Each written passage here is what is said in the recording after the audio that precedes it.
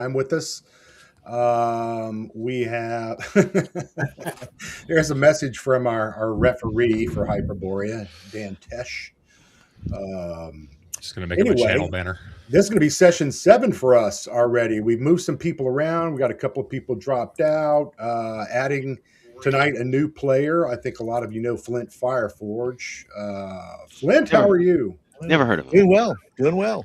Opening comments, expectations, desires, fears, anything all deep of the like that? above. Okay, good. With this group, Check all those boxes. fears are somewhere around here. Expectations up around here. Death and dismemberment probably on either side. So What? yeah. Nihilus knows who. What are you who's gonna be saying? rising to power in Xambaala. I'm death. I'm death, Expectations. Jeff. You're I- dismemberment. I look forward to Satrap Ragan Apohar in the future. Oh, you haven't seen anything yet. Hey, Glorious. Monk. Hey, Robert Stanton. Hey, Stephen Kennedy. Thanks for coming by. Some regular Robert, quick. you need to get me an email. Yes, please, because I have this right here. I have in my hand is yours for free. I'm paying for the shipping. All right, contact Jeff, please. Yeah. I know his address. I'll just send it to you, and you can just ship it. Trust me, it's fine. Robert was the lucky winner. So next Monday, we're all going over to his house to play. Yep. And we'll run the game from Robert's garage. So, not really, Robert. Don't get nervous. All right, let's turn it over to Dan then, and we'll jump in on Hyperborea. Sure. So, evening, everyone. So, when last we left, for those that didn't see, just a quick recap.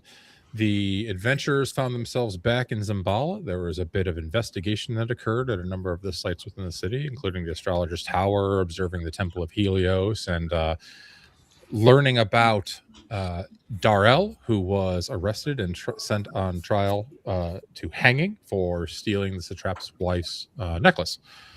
Turned out he was, in fact, granted a trial. They spoke to him a bit. And during the trial, there was some fireworks as Ragan laid out a command to confess, in which point Darrell was learned to have been working for Aramis Dathak, the head of the Caravanserai, who Who I want to previously kill. put a bounty on their heads. Yes, please do continue with that line of thought. The other thing that's going on is there have been a series of stranglings by a very, very large, dark-skinned man, stands at least 8 feet tall, that actually accosted Ragan while he was out patrolling the city. So we open today with the trial having just ended. There's a general sense of chaos outside the forum where the trial was held. And all of you are there. And you also do, in fact, see someone fairly interesting. He was standing next to Arik, the ranger, as Arik was outside the forum while you guys were in. And you see them exchange a conversation, shake hands. Arik takes his leave. And Paul, if you'd be so kind, just describe your character, please. Sure. I am Nilius the Huntsman, and I am a hunter of rare game. I normally don't go hunting unless I have the feeling that unless a thing can hunt me back, I will not hunt it. And so I am here in with all of here in this city, hunting a creature called a dozy. The doozy. Yeah, and so I'm looking to capture it for a client, living or dead, and they'll pay me some money for it. So that's why I'm in town. All right. So you all see Arik part ways and shake this hunter's hand. What would you like to do? Let's start with Bozeman. Oh, crap sticks. Ha! On the spot. It's your show. All right. So the trial just concluded. We had this brouhaha in the street. Maybe we need to. Where is our base of ops again? Where were we staying? It's just west of the just west of Right the outside the Temple of gate, Helios. right? No, it was just west of the Temple of Helios. Yep. Yeah, I remind you that you rented us a spacious, glorious hole in the ground, a Yes. cellar. Dubbed the hole. Oh, Yes. that's right. The cellar. Yeah. Yeah. Dubbed it And I the think, hole. yes, and I think we're sharing it with your horse. That being the case, we've been gone a few hours through this trial and the action out in the street. I'm going to head back to the hole in the ground to check out my horse, First I- of all, my first of beloved all, war horse Seabiscuit. You before, dropped any- Seabiscuit off on the way to the courthouse this morning. before anybody leaves here, I just want to remind you of two things. Number one, another thing happened at the end of the last session where somebody reverse pickpocketed me, and we were left a note saying 3 p.m. Apple Cart, where we're supposed to meet with Jordan. Mm. Okay. The number two is, Ragon, I rented the place and you paid for it. Oh, that's right. That's true. I'm still upset Yeah. You I'm upset You about did- a lot of things. you did I consent am to the happy though. hole. My name has been cleared, and I now know I have even deeper reason to want to kill Aramis. Mhm. So it sounds like there's no price on our head, but Correct. the big threat At the is moment. this new tall, dark character. Was it Regan he attacked, I think, last time? Yes. Yeah. Yeah. Yeah. So we're gonna have to find out who this guy is and who he's working for, and try to. And I attempted to kill him by putting him to sleep, hog tying him, and leaving him in an alley at dusk right before the cannibals came.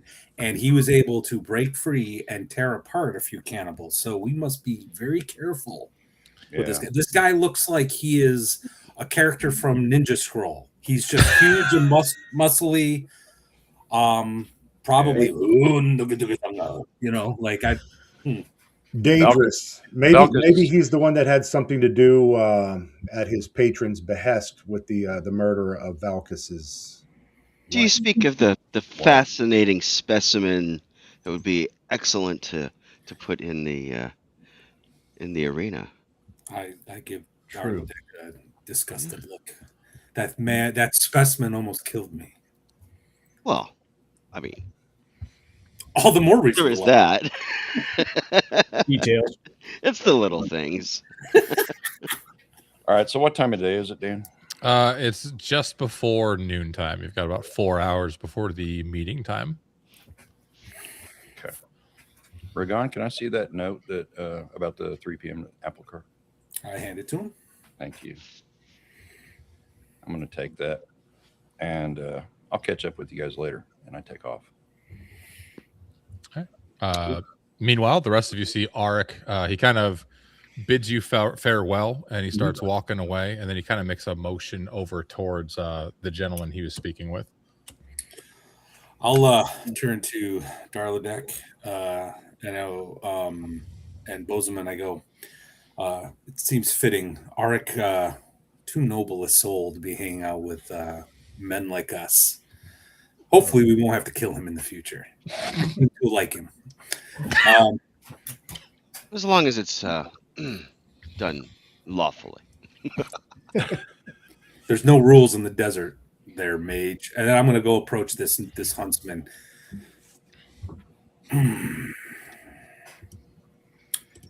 Well, it appears that you are an acquaintance of one of our former associates, and I look towards the. I know it's not sun setting, but I sort of feel like Arik would be silhouetted against the sun. As Oh yeah, absolutely. It's the end of a western. You know. Yeah. Yeah. He was a bit of a rangerish, huntsman-y type guy. What is your relationship with him, and why would he suggest that we talk with you? Well, first of all, your name is? Oh, I am Ragan Opar. I'm a warlock, Thracian, and I'm here for, well, trying to find glory, but all I have found is nothing but disappointment. Oh, I see. Well, I am And just here. I come to our mage. This is a mage. Who's a mage? You. I'm a mage. Yes. You are indeed a mage I am. of the cryomancy sort. You see or hear as this voice from the heavens rains down. So yeah, when you come up to Nelius, you see that he does have several scars on his arms, on his neck,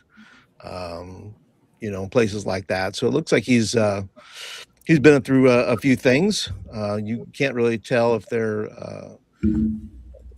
beast or man that caused these things.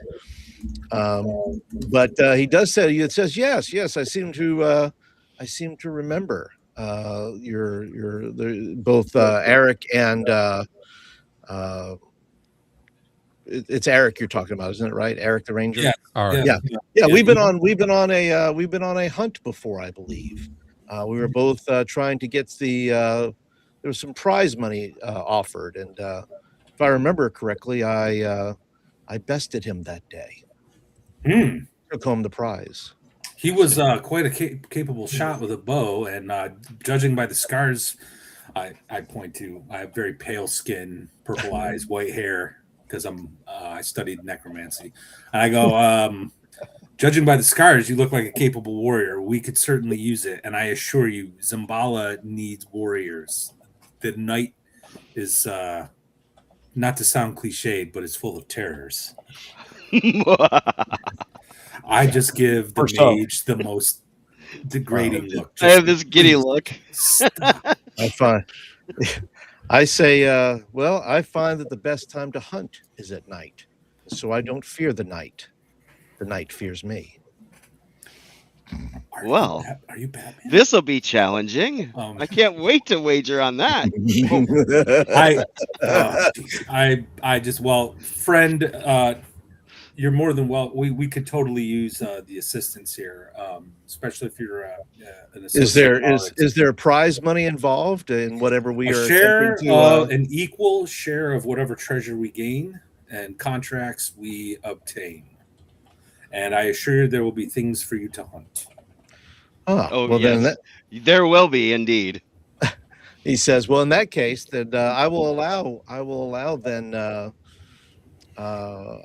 Eric to at least match me once again, and possibly he can best me this time. I'll give him a second shot. Sounds good to me. He has kept us alive thus far. And I even grudgingly look to Darladek and go, including the mage and another one named Bercy. We have to go find him. He's another mage. But more martial classes, warriors are welcome. Speaking of which, we are going to need to speak with a nefarious group of rogues. And I look down towards the crowded street that Vulcus kind of disappeared into, that another associate of ours has decided to go take care of, or we're going to have to, it's later today. So gear up and prepare yourself. Okay. And on that note, Bercy, you spent the evening in the astrologer's tower. Yep. After a day of lotus-infused festivities. Sure. Slightly hungover, but your head is clear, and you did hear about your associates that you were luckily not near during the day before being called to the forum, and you've approached it, perhaps a bit later than intended, and you see this conversation taking place on the street corner opposite you. All right. I will straighten my accoutrement and check my breath and join them.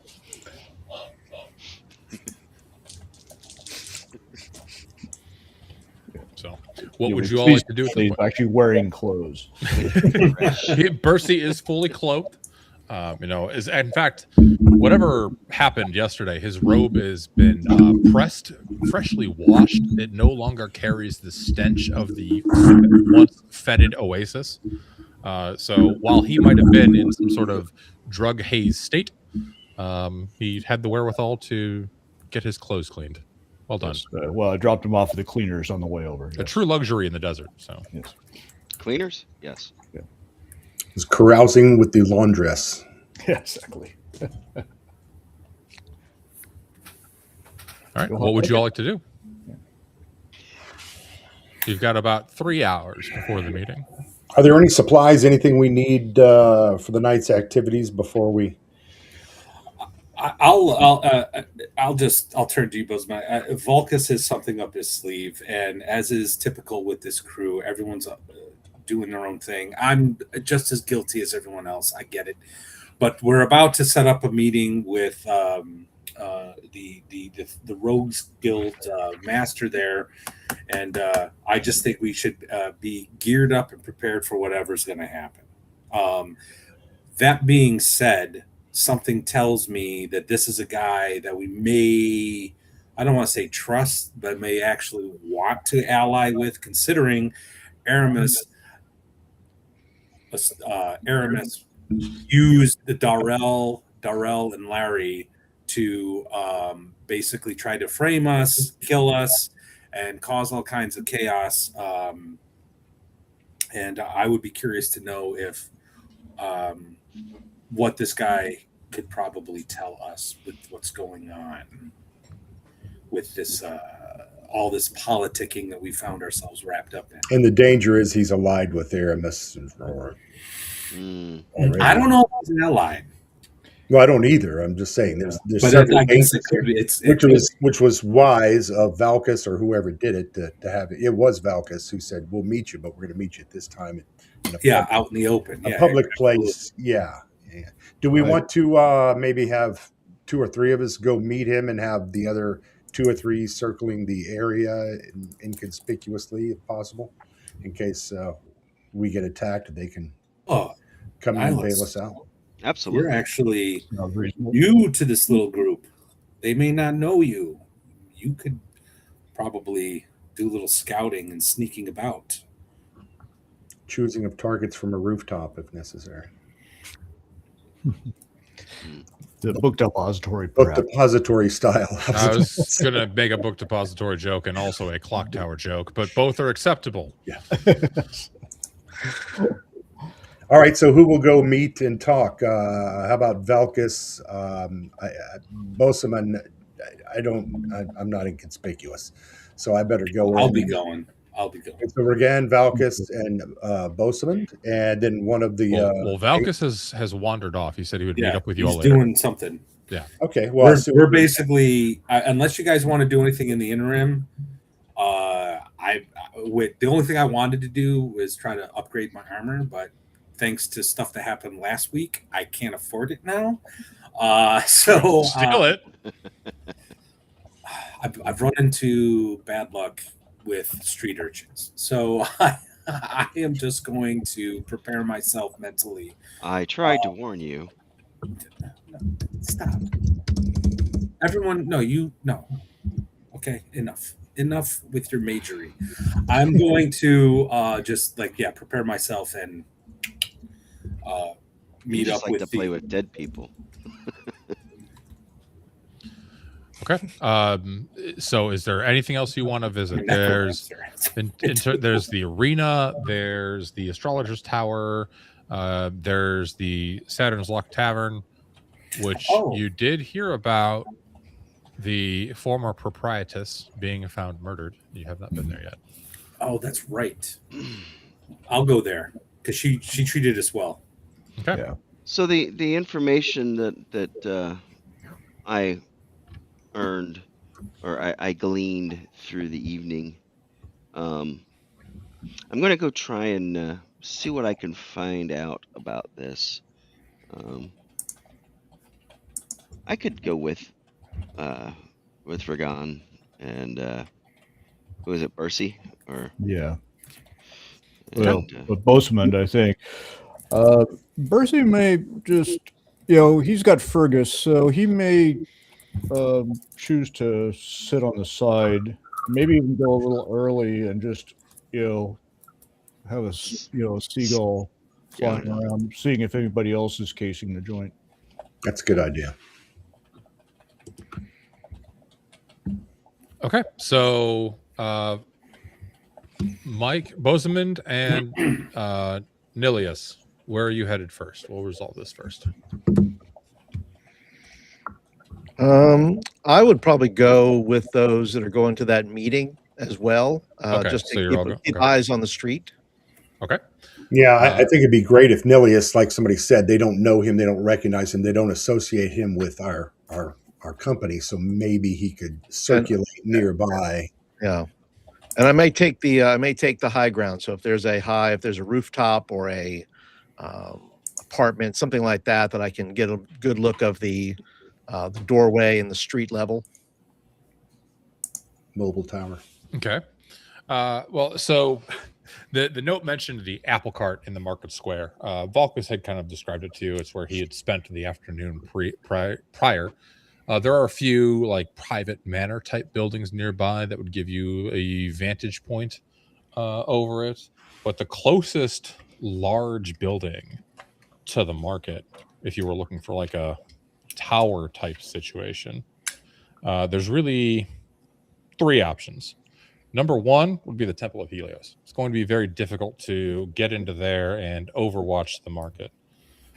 Number 2 would be the Astrologer's Tower. And you do have ways of getting in there via both Bercy and Darlagdak. They've been in there repeatedly. And the third option would be the Blood Tower, which is, you guys have not been there. The Blood Tower is a rather ruined building. It's about 6 stories. It's where Erkin housed all of his gladiators for the arena, the very gladiators that Erkin and took out into the Oasis to try to collect the bounty for all of you that you laid waste to, and you do have 2 mercenaries with you. And I got to flip back through my notes. I'm sorry. Which ones you left alive, us, right? Yeah, Talkep and Snari Ramos. Okay, so if it's a ruined building, I'm less likely to run into anybody necessarily. It's not a public type of place necessarily. Correct. Yeah, the gladiators are housed there, as well as some of the beasts that enter the arena, and just it's not like a frequented or public building. Right. Okay. So from the where the apple cart is, and the position of the two towers that we have at our disposal to access. Okay.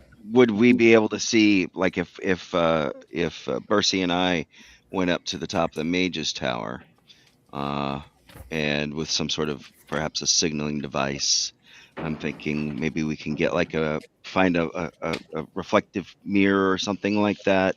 Yeah, you can get a mirror. And perhaps we can kind of signal one another from point to point. You want to make me big real quick, Mike? Yeah. Never mind. I won't say that. So well, I've got the birds, so yep. Yeah, you can. So 9 is the or something. 9 is the Temple of Helios. 8 is the Astrologer's Tower. 6 is the Blood Tower, and right around 4 is where the apple cart is. And there is a scale in the lower left corner. Each half inch is about 100 feet. So, like, you would be within longbow range. All right. So, what I'm suggesting then is that we can get ourselves into positions, and keep an observation on the meeting that's going to occur. Mm-hmm. You can unbig and find me. Although I can do a little dance for the stream. Do a little dance. Yeah. Make a little noise. What do you think, gentlemen? Well, I would say the Blood Tower for me, and I don't have a bow. I don't hunt with a bow. I hunt with a spear. So I would be making more noises, or like bird calls, or some sort of animal noises to signal if something's going on, or to point, or to get your attention. You could do the chicken dance. See, I told you could. You can indeed. So, all right. Okay. So, So, Nilius, you're going to go towards the Blood Tower, correct? All right. I'm assuming you're going to bring at least one of the 2 guards with you. Or you're going to bring both? All So I'm just making some quick notes.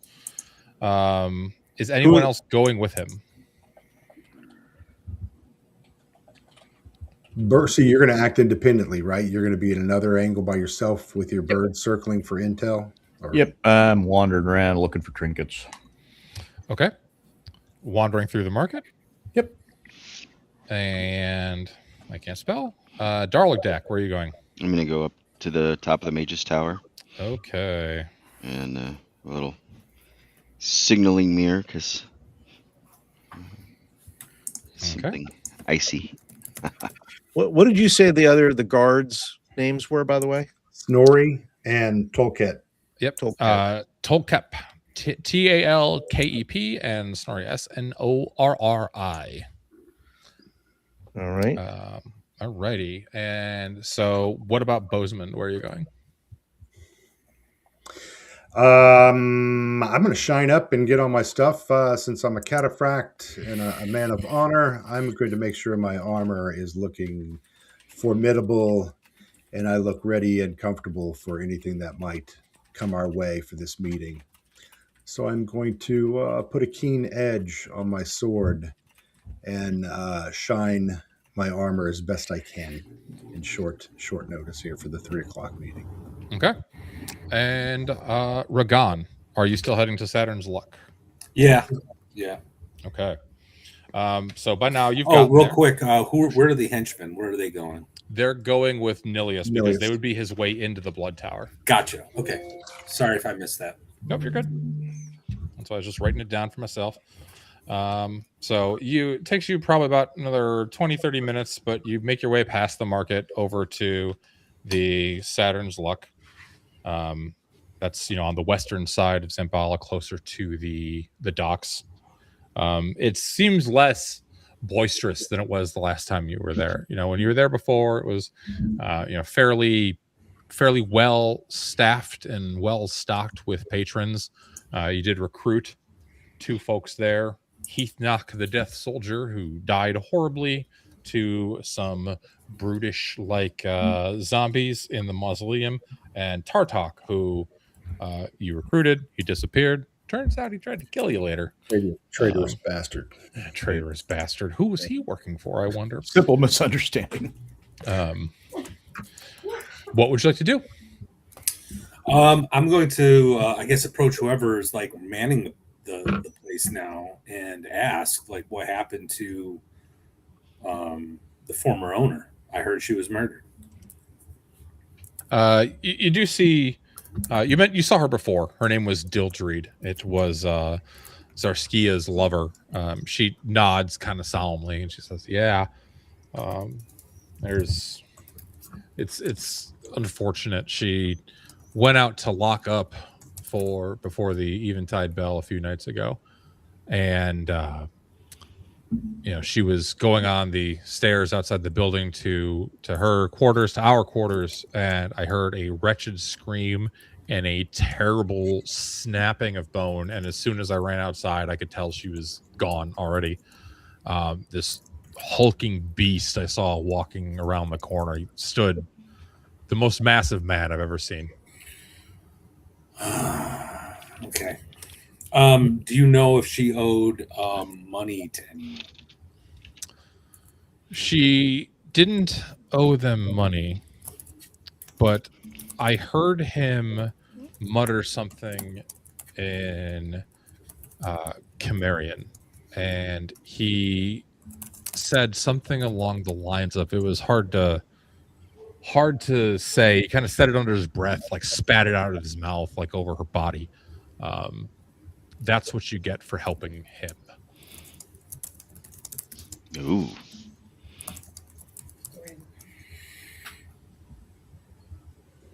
Look at that. There you go. Hey, I'm just saying, I got fans. I hate to interrupt, but this is a momentous occasion. I think this is actually the first $1 I've ever received on this channel. And it only took me 3 years to figure out AdSense to get the dadgum thing set up. So are they only fans? Thank you, Agile. They are fans. I'm not doing members yet. Lord Mattias /OF. Okay. Anyway, I'll send him the $5. It's all right. join Matt's Patreon.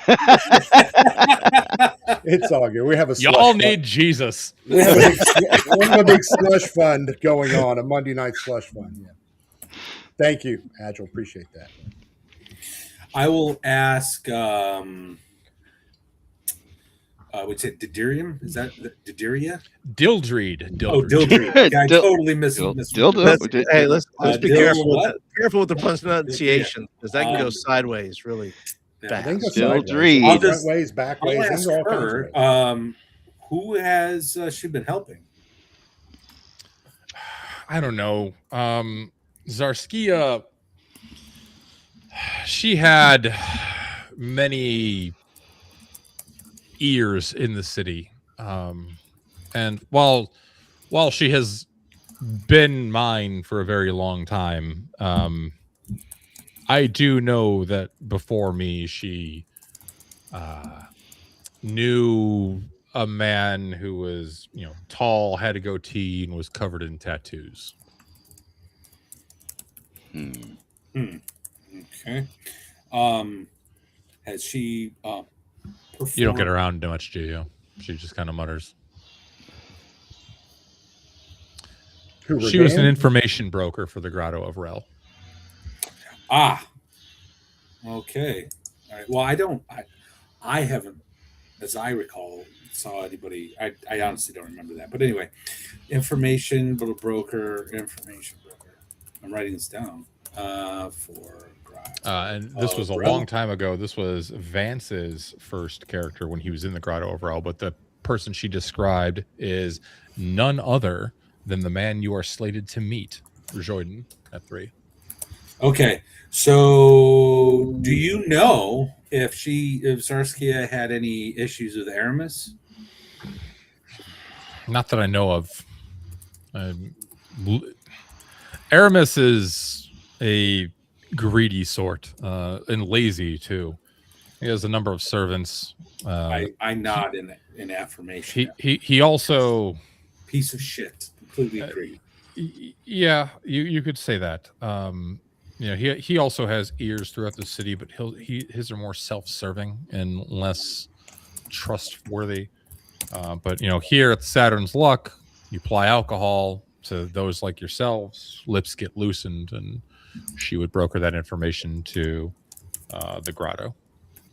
Mm-hmm. Smart business plan, actually. Yeah, well, we thought so. It helped cover the rent. Unfortunately, it led to this. I ask. If you do see that man, if you can bring him to me, we don't have much, but are you talking about the big hulking guy? Or? The big hulking guy. If you can bring him to me, bring his head to me, we have some savings, and I would proffer it to you, as well as, honestly, if you were interested, the deed to this place. Tavern/casino. Yeah. Lord Mattias is getting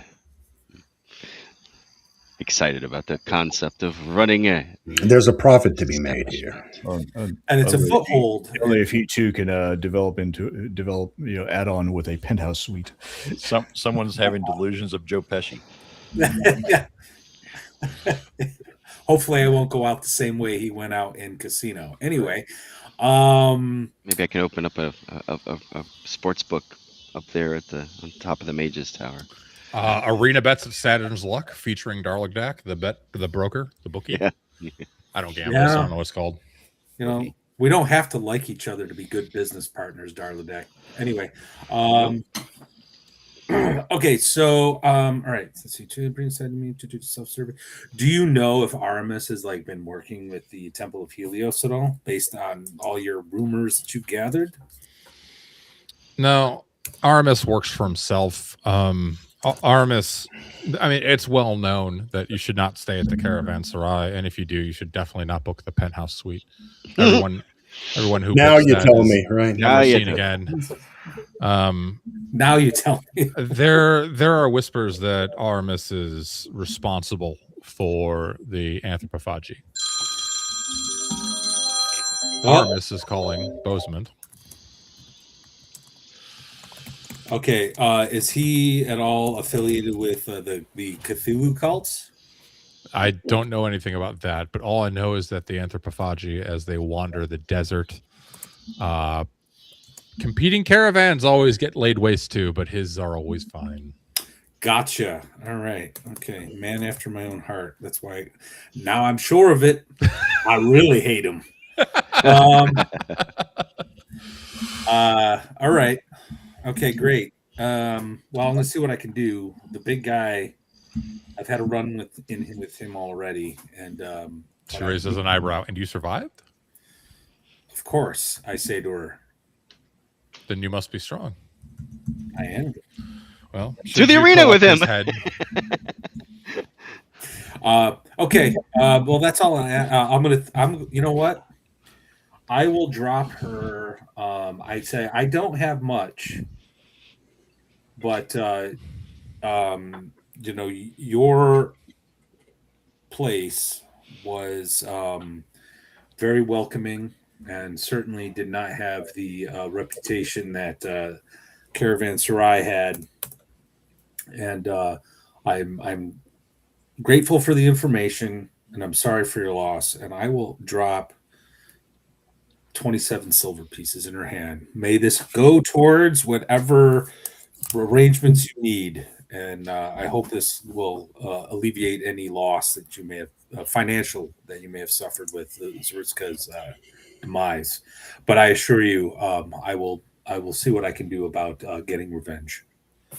She takes it warmly and looks at you and says, and should you receive that head that I need and bring it to me, then the Saturn's luck will be yours. That was perhaps poor choice of wording on my part. And she takes the 27 silver and says, and by the way, I'll even leave the recipe for the stew that everyone loves so much. I make it myself. I'll teach it to you.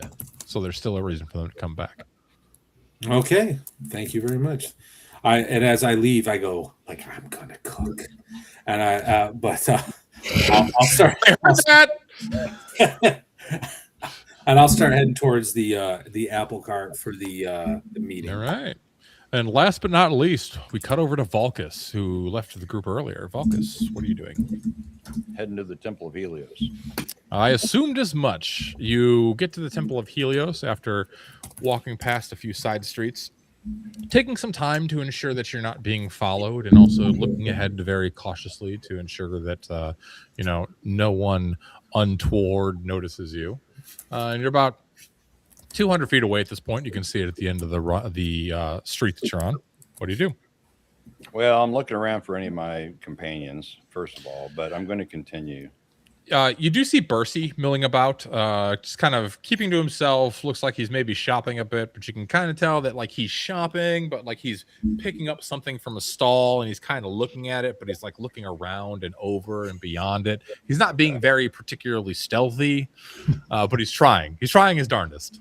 Okay, yeah. So they're casing the joint, basically, kind of thing. Yeah. You also see Bozeman after a bit as well. Okay.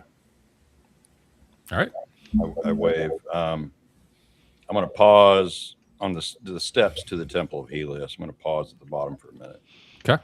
And I'm going to say, Merida, forgive me, but it's necessary. And I walk up the steps and I go into the Temple of Helios. All right. You walk past the large doors to the Temple of Helios. It is open midday, of course, for all those who come to pay tribute to Helios. You see as you enter inside the rather large and corpulent form of the Pyrois. He has since donned his Heliot mask, and he is standing in front of his sacrificial altar. Behind him, you see an 8-foot-tall, dark-skinned man with thick corded thews. I've been reading some Robert E. Howard. And he is standing before there holding a bull by the head. And this bull is thrashing left and right, trying to break free. But this huge man is just holding him fast in a headlock. Pyrois is chanting something in Greek. You can't really understand it. You can tell it's a prayer to Helios. He's saying Helios over and over again. venerating Helios. And like as it reaches this crescendo, he glances over at the large man, and you just hear him and break the bull's neck. The bull goes still. He drags it over to the sacrificial altar, and you see the large man kind of walks back into the back rooms of the temple, and then you see Pyroas proceed with the bloodletting ritual that you saw the first time you were here. Okay, so there's a congregation around. Yeah, there's like probably about 10 or so folks from the town. Okay. Are there any other, like, not priests, but like acolytes or, Yeah, there are a few. You see a rather slim, bald man in the orange robe of Helios. He's got a very long mustache, and he's kind of off to the side in the corner, not paying attention to any of the proceedings going on, the ritual going on. And he's talking to a like rather slender looking man with like long, unkempt, dark hair, who keeps kind of like muttering to himself and looking nervously over his shoulders. After a few minutes, you notice that the bald man kind of walks away, and this figure is still talking to himself, and he's kind of walking towards the door. Do I recognize him? You do. It's him, isn't it? It is indeed. You remember the ravings of a madman the night that your wife was taken from you. After the deed was done, the incessant muttering you could hear as he disappeared into the night.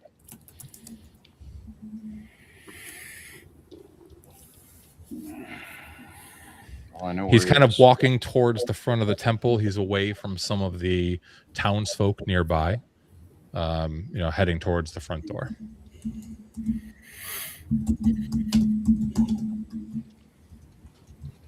What do you do? Give me a second. Sure. All right, let's cut over to Bercy.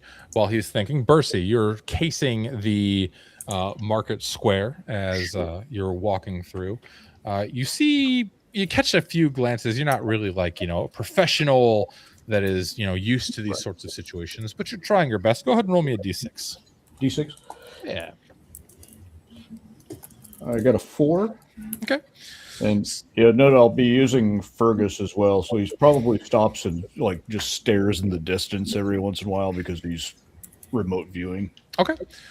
So Fergus actually catches, since he's up in the sky looking down, he catches some figures clad in leather armor. They've got, head scarves on to block out the sand and the dust. They're coming from on north towards where the Grotto of Rel is.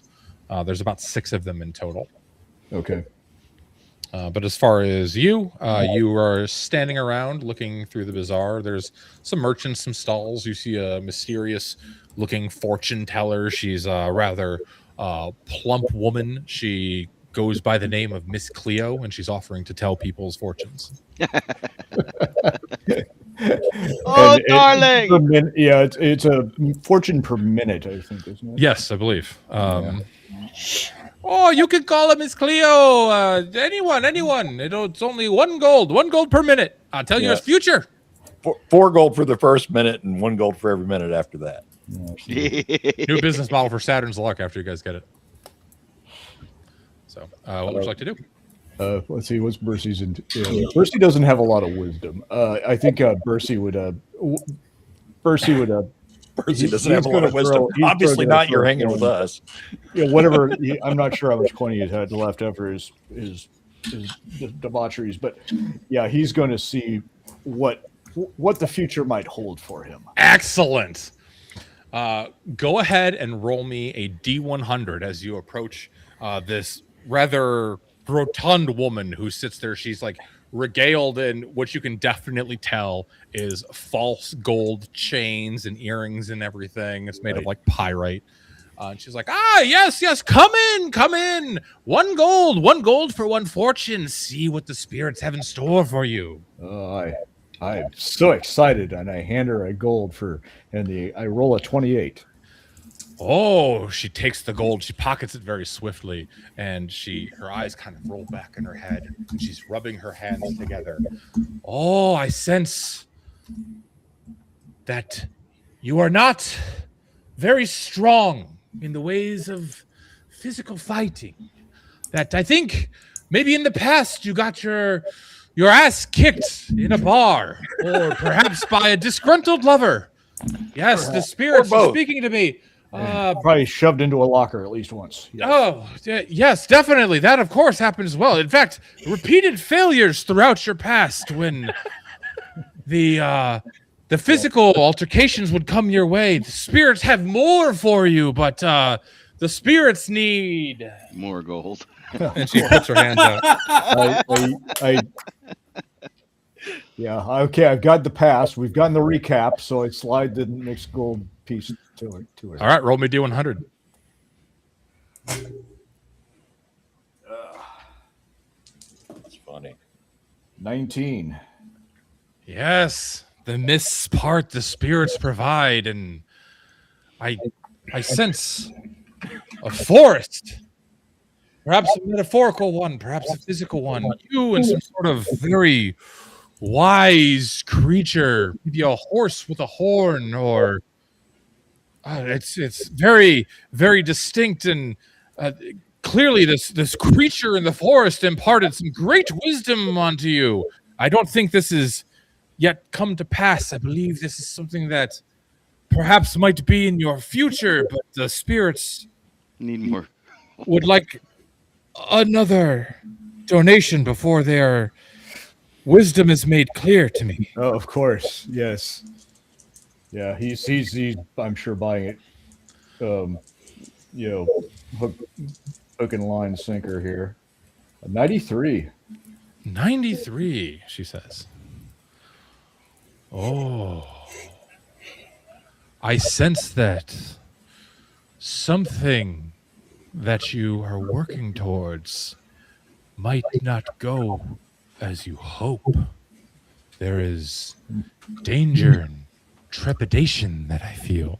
And as she's kind of talking to you, she's starting to do the thing where she puts her hands out again, and all of a sudden her eyes just go white and her hands go kind of still. And her voice almost changes and just says in a very flat monotone, "Be cautious." And then her eyes kind of like come back and she says, "The spirits know more, of course." And puts her hands out. I think I've learned enough from the spirits for now. I'm going to step back out into the sun and, Well, should you need more from the spirits, Miss Cleo is their only conduit here in Xambaala, and let you know that there is a discount by the spirits for repeat customers on the next day. if you save the souvenir glass. Does Miss Cleo have a punch card, perhaps? She does not have a punch card, but Miss Cleo does have a merchandise tent on the way out on your left. All right, cutting back to Valkus. You see the man that you are certain at this point took the life of your wife starting to exit the Temple of Helios. He's approaching the door. What do you do? Okay, I'm going to throw my hood up to obscure my face as much as I possibly can. I'm going to rapidly walk by. I'm going to accidentally bump into him. Mm-hmm. I'm going to be like, 1,000 pardons, most holy one. I'm so sorry. I was not watching where I was going. Please forgive me. No, you better watch, otherwise Helios will come for you. And he starts then himself. And then under my breath, I say, tell the high priest Rejoidan will be at the apple cart at 3 p.m. Make sure I leave. He stops muttering for just a moment. And I leave. All right. You see him actually turn and head back towards the altar at the front of the temple. Outside, you see you look around for a bit. You see your companions. You see Bercy. He's come out of this rather elaborate tent. It's got an obviously fake bronze globe that has a sign under it that says, "Trust me, it's truly gold," at the, right at the top, like on the minaret on top of this tent. And you also see Bosemond as well, kind of milling around. And as you're leaving the temple, Ragan is coming from the west toward from like the docks district. I'm going to head over to the apple cart. I'm going to buy 3 apples. All right, you go to the apple cart. You buy 3 apples. 4 apples. Sorry, 4 1, apples. 2, 3, 4. Yeah, because Bercy, Bosemond, Ragan, and me. Yep. And I'm going to meet up with the guys. Okay. And I'm going to toss each one of them an apple. Okay. And I bite into mine. And while I'm chewing, I say, enjoy it, boys, because someone just upset the apple cart. All right. Nilius, you are going with the 2 merchants heading towards the Blood Tower. So since this is new, I'm going to go ahead and read a quick description.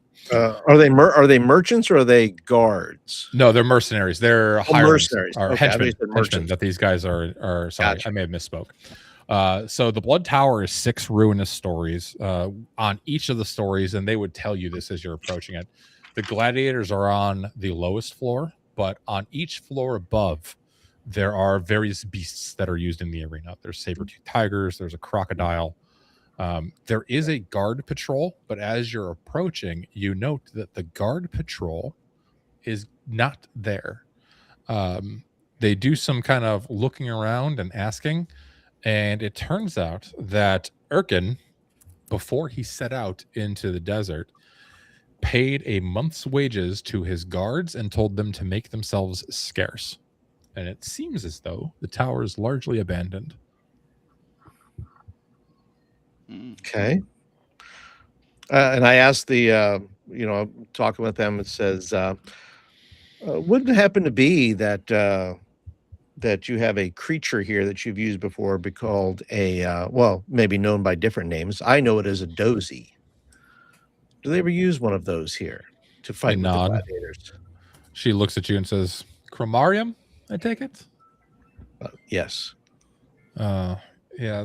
We've heard of such things. I believe it to be a dialect of the mainland of the fancy folk, and this is Talcapith that you're speaking to.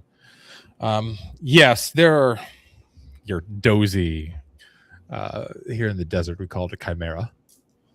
Oh, not in the arena, but I have heard tale of one that haunts the scrublands to the northeast of Xambaala. I see. Okay. Erkin once tried to capture the thing as a beast. He sent out a contingent of his own personal guard, but they were never heard from again and never returned. Well, that is the fate of many who, I would say, have attempted this to capture the dozy, or as you say, the chimera. All right. He says, why would, and do they tell me that information about the guards being scarce?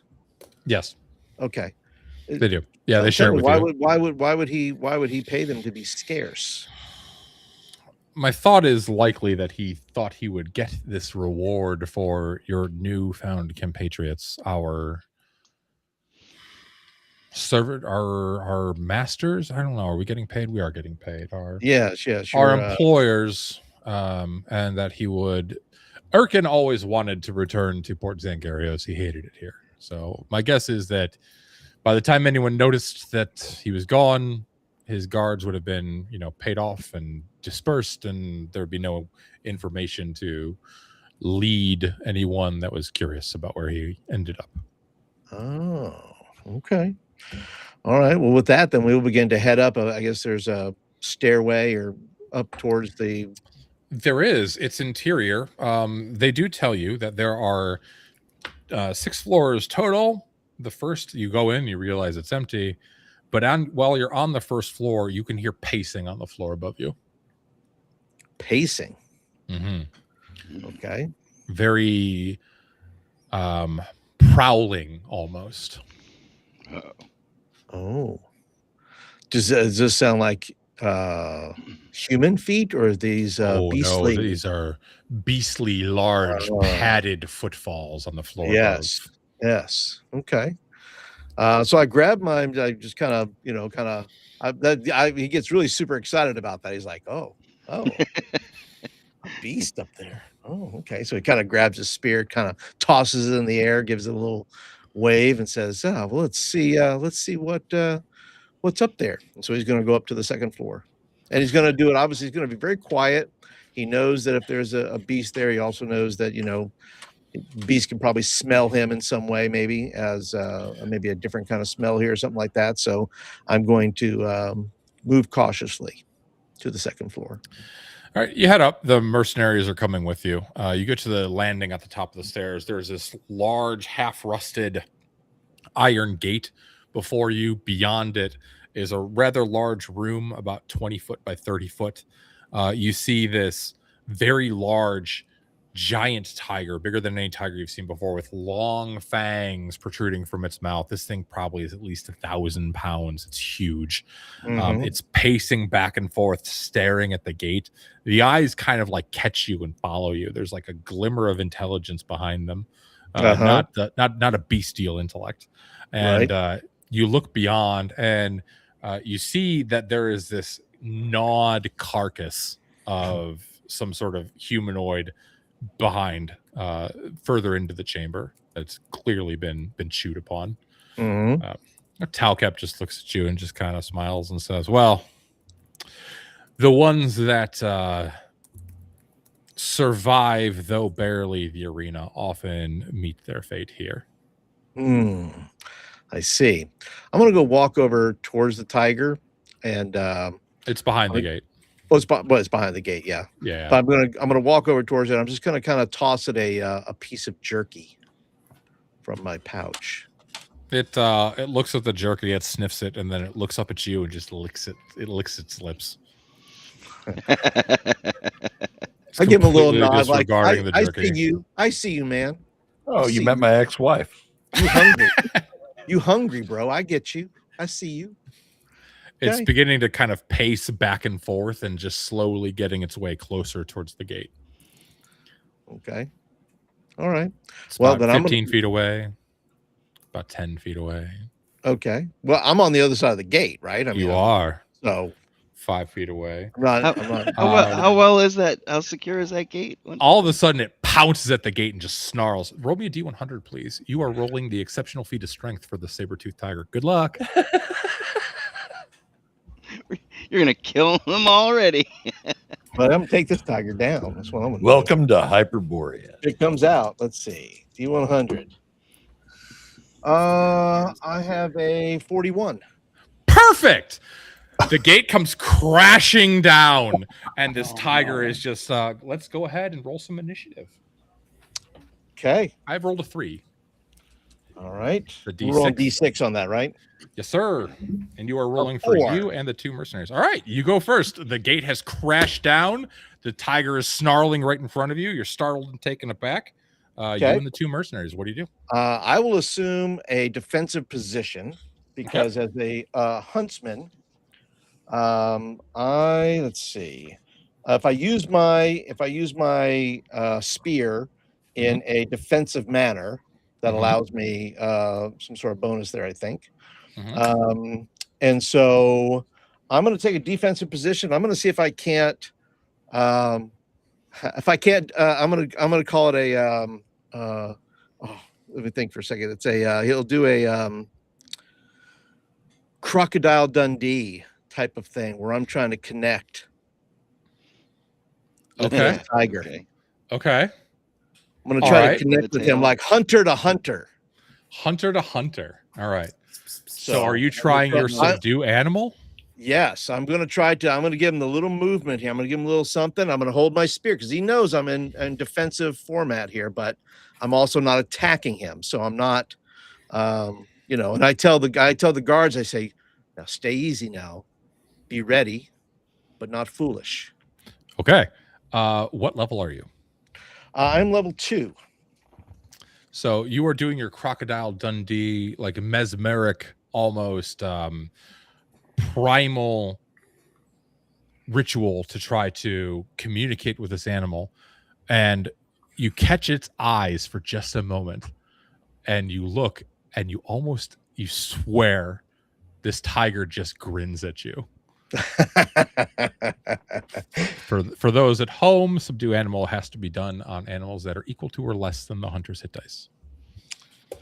Yeah. All right. So I'm getting the impression that this animal is not as dumb as some of the or is not as animalistic as some of the other tigers I have faced off against. It is definitely stronger than other tigers you may have fought in the past. Okay. You've slain tigers before. You've sold their pelts. Yeah. This one is both more intelligent and larger and stronger than those tigers. Yeah. No love from Joe the lawyer. Joe seeks my death Just for just made your $2. made Please your eradicate second Nilius. second dollar, Mike. I'm Joe worth is a lot up to more. me. It is up to the dice. Worth a all lot right. more than $2, my friend. What are you doing? What are you telling the mercenaries to do? Tell Captain Snorri. I'm telling them to stand ready, and then we'll start to slowly kind of. Where's the stairs going up? Is there another? There's another, like, it's a circular stair, so it's Right. to your right going up, to your So, left going down. I'm gonna and this take my hulking beast is in front of spear you. and back, and I'll say, let's back our way very slowly up to where those stairs are, and make way for the tiger to exit downward. Should he choose to go downward? That's Okay. not a spear. It's a spear. This is a All right. spear, So they all take heed. and then because also we want the high ground. Should this tiger decide it wants to do what it wants to do, so I'm going to get the high ground on those stairs. Okay. So you do so. You start kind of backing up tactically up the stairs behind you. The two henchmen also kind of following suit. And as you're backing up, one of them, like, they're both following you, but Snorri, you definitely notice, kind of pisses himself. He's terrified. You get the feeling he might have maybe tangled with this particular tiger before. He mentions the name Shira. And Okay. yep. And so the tiger, we're going to roll a d6. On a 1, he's going for you. On a 2, he's going for Snorri. On a 3, he's going for Talcap. I'm sorry, d4. On a 4, he runs downstairs. Let's see where it goes. 4. Beautiful. Perfect. The tiger looks at the 3 guys wielding weapons defensively in a posture, kind of like snorts a bit, and bolts down the stairs. All right.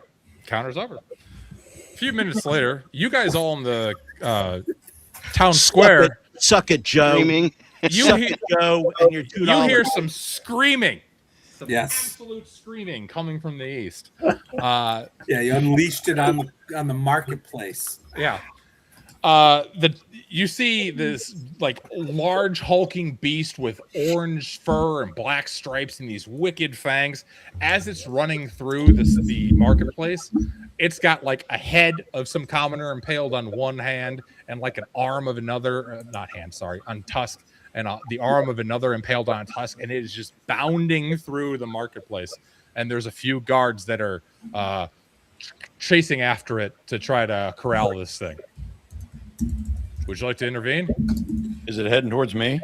No, it's kind of heading off towards the north, almost towards like the Grotto of Rel. I'll just leave it. Yeah, I'm munching on this apple. I kind of pause for a minute, That's fucked up. shrug, take another bite. That's I'm kind of like me and Regatta are like, it's like choreographed, it's like synchronized. We're doing the same exactly. thing. We're just like, Do I hear screams? and we're both like that. After the choreographed bite, I actually kind of nudged Regatta and go, "Isn't that something?" And then I take another bite. I'll be like, That's something. and I'm just gonna look at it and be like, the shit you see is Xambaala. Jeez. I know this fucking town. It's just Tuesday. So, Nilius, you head up to the 3rd floor. You see the crocodile in a pool. It's snoozing. And you're able to make your way to the roof without further interruption. All right. Darlagdak, is there anything you'd like to go do in the astrologer's tower? You've been waiting patiently. I'm sorry. Yeah. So I make my way in. I said, greetings. So I heard a madman. I kind of start asking around. Mention the name Ilnin. Is that ring any bells? Where's Darladek at? He's in the astrologer's tower, where he so I'm not spends the there. evenings I'm not there. Okay. taking bets. One of the various mages. He's on the main floor. He's getting some alchemical reagents, and he looks at you and says, "Oh, yeah, that That's Jockin, the mad priest of Helios. He's harmless, of course, harmless. Who is this alien then? Oh, I heard tale that it was some common girl. Her mother was screaming daily at the Temple of Helios that her daughter was murdered by a priest, but strangely enough, she was found strangled in an alley a few days ago. Huh. Fascinating. Yeah. Huh. Okay. It's quite. She was not on my big board for deaths in Xambaala. I lost a fair amount of gold on that one. Yeah. Yeah. What's on the agenda tonight? Oh, well, of course, the standard evening festivities of, who's the first to die, a townie or a foreigner. Yeah. Smart money's on the foreigner, of course, always. It's like 9 times out of 10, the foreigners, they don't take heed of the warning. But every now and then you get an upset. Beyond that, there's, of course, the potion imbibing contest. There will be a potion of mystery that is presented, and those that are brave enough to drink from it might win a prize. Oh, fascinating. Yes, yes. Or they might die. It's also, yes, of course. If they do, then their items, of course, are up for grabs. I called dibs on the next spell book of import. Okay, indeed. Do I hear the screams? Oh yeah, you hear them behind you. There's a commotion and a hubbub going on near the market square. Ooh, look, there may be something going on. Should we go up and see? Oh, I have things to attend to, but you can, of course. Go, feel free. Absolutely. And I rush up to the top, and I. You do. You rush up to the top. You look down towards the market square. You see this gigantic saber-toothed tiger, possibly even 12 feet long, bounding through the marketplace, heading north towards the Grotto of Rel. There's a contingent of guards behind it, chasing it, shooting with a few arrows. These guards, let's see. There's 6 of them. 1 hit. Oh, that was a 1. That was a 3. Oh, 2, 1. Okay, 3 of the 6 guards are basically stormtroopers. They loose their crossbow bolts, and 3 commoners fall dead. One hits the. Quick! Who wants to make wagers? Anybody? One hits the tiger, hits it right in the haunch, and it kind of turns around and growls and just continues rolling on by, and they kind of are quickly lost. Fucking Darla All right. It approaches 3 o'clock. The event we've all been waiting for. Towards the north end, conveniently dodging the saber-toothed tiger, you see Vulcus. You lock eyes with a man with a goatee covered in tattoos. He's flanked by 5 associates. They're all dressed in studded leather armor, cloaks, headscarves, and he nods in your direction, and one of his associates moves forward. Okay, so real quick, sure. Right before this goes down, finishing the apple, the whole stuff, I'm maybe sipping on some wine that I've ordered or whatever. I am going to ask Vulcus, what are we expecting here? how would you like to take over the caravanserai? I would love to take over the caravanserai. Aramis not only tried to kidnap me, turn me into one of those monstrous creatures, he did something far worse. He embarrassed me. So I would love to see that son of a bitch killed, and I suspect... well, good, because I made a deal that he'll be delivered to you. And we take over the caravanserai. I give him that look like... You hear a thump under the table that Ragan is sitting at. Yep. Oh, okay. Yeah, Vulcus. Okay, that sounds good. No, I go, all right. So what? And if you can take out the muscly thewed man, then you get the Saturn's luck too. Yeah, I tell him about that. We might need some help. Okay. All right. I look at him. I go, Vulcus.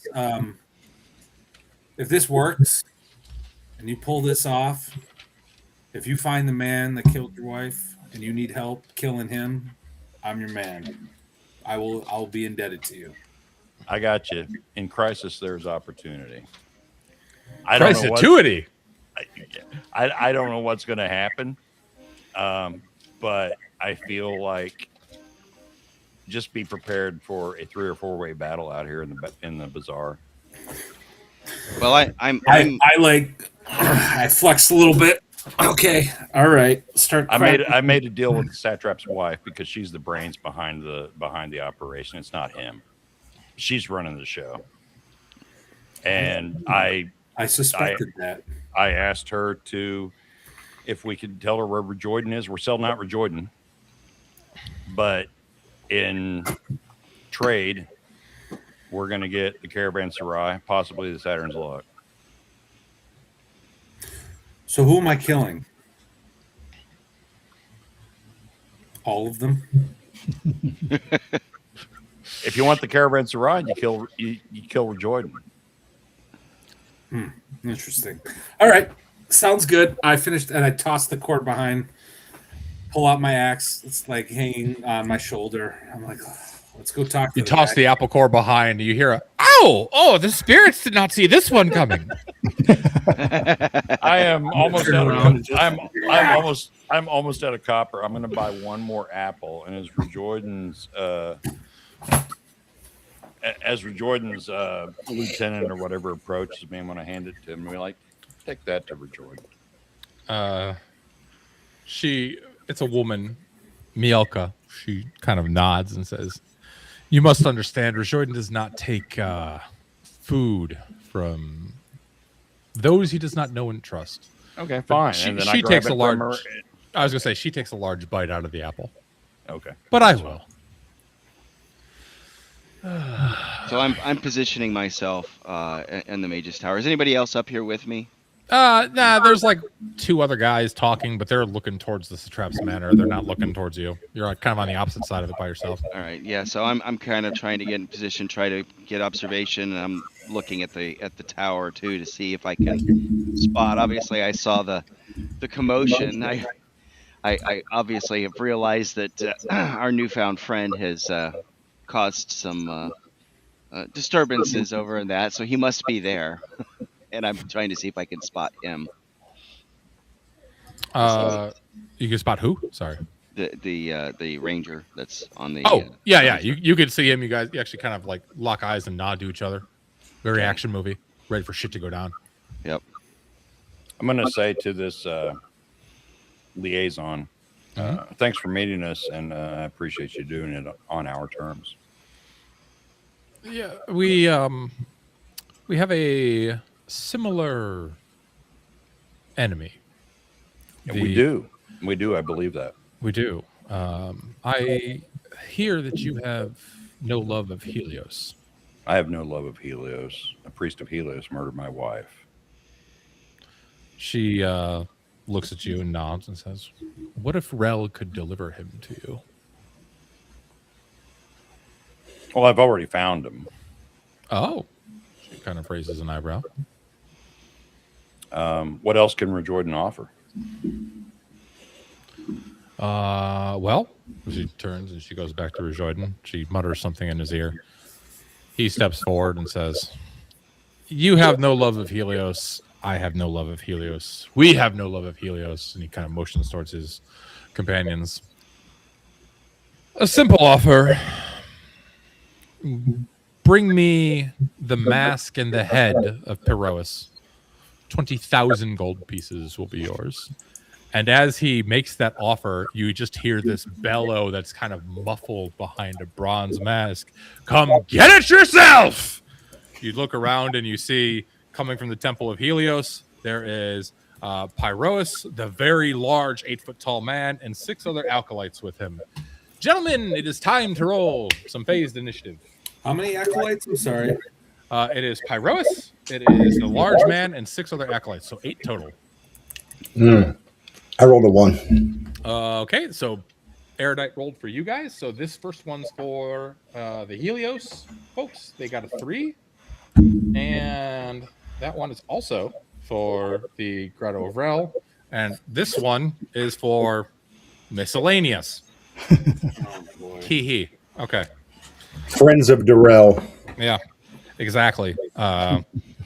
You hear a snickering laughter off to the west towards the docks district. And there are 6 crossbow bolts that come flying in past Vulcus, all towards Rajoyden. Miss. 1 hit. Actually, 2 hit. Dun, dun, dun. All right, 2 hits for a grand total of 11 damage.